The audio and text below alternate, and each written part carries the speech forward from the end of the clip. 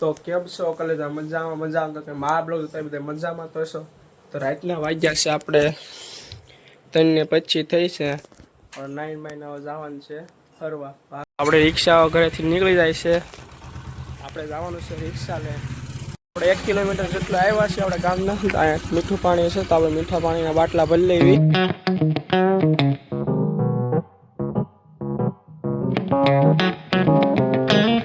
આને તો હું અહીં તૈયારી કરી નાખી છે.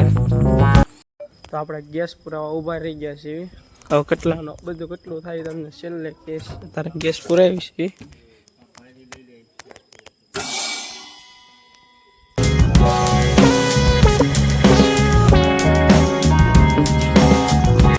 ₹208.75 ગેસ થયો છે ટોટલ. તો કેટલા થાય ગયા છે તમને કેસ. હાલો મહા રિક્ષા હાકે છે.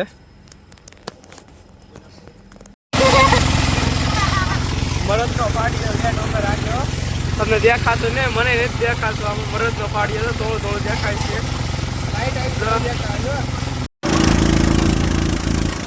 રિક્ષામાંથી કરતો હોઈ ગયા કુંભકરણની જેમ. હા ભાઈ જો જે બ્લોગ ઉતારે છે. આપણે 1.5 કલાક સૂતા હતા. હવે આપણે ફાઈન ઘરે આવ્યા છીએ. સાદા પીવી આપણે ફાઈન ઘરે આવી ગયા. પેટ્રોલની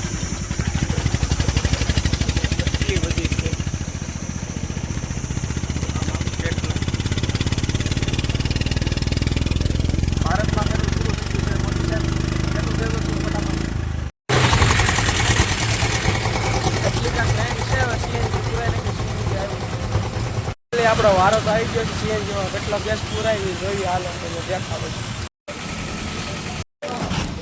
228નો ગેસ થયો છે. હવે આપણે ઊભા રહી ગયા છીએ પેટ્રોલ પુરાવાનો. પેટ્રોલ પુરાઈ જાય પેટ્રોલ નથી મળતું આ બાજુ.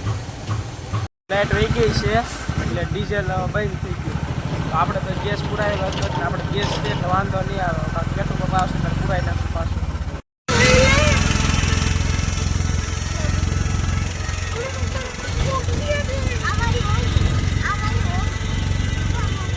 આપણે બોગી ગયા છીએ સાળંગપુર હનુમાન દાદાનો ઓલે. જો તમને નજારો જોઈને તો ખબર પડી જ ગઈ છે.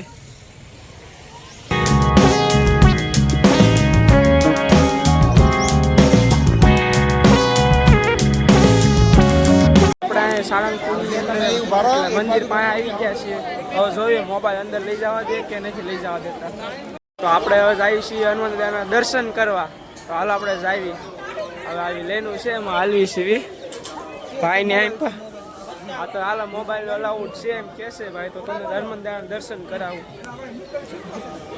આ ફુવારા આમ જો કેવી મજા આવે.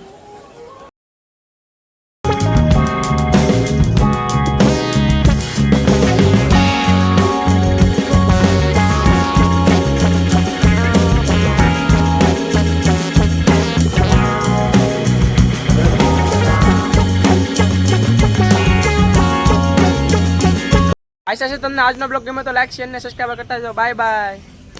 હા બીજા બ્લોગમાં મળીએ. સુરાપુરા ભાલ. Bye by.